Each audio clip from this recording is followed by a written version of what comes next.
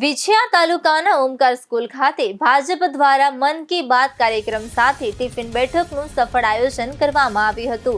આ કાર્યક્રમમાં જસદણ વિછિયા વિસ્તારના ધારાસભ્ય અને ગુજરાત સરકારના કેબિનેટ મંત્રી કુંવરજી બાવળિયા ઉપસ્થિત રહ્યા હતા।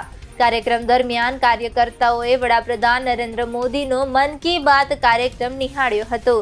આ પ્રસંગે કુંવરજીભાઈ બાવળિયાએ કાર્યકર્તાઓને ચૂંટણીલક્ષી માર્ગદર્શન આપ્યું હતું। તાલુકા ભાજપ પ્રભારી મહેશ વાણિયાએ કેન્દ્ર અને રાજ્ય સરકારની વિવિધ લોક કલ્યાણકારી યોજનાઓ અંગે વિસ્તૃત માહિતી આપી હતી। આ ઉપરાંત મુકેશ મેર, પંકજ ચાવ, કડવા જોગરાજીયા અને અશ્વિન સાંકળિયાએ પણ કાર્યક્રમને અનુરૂપ પ્રેરક વક્તવ્ય આપ્યા હતા।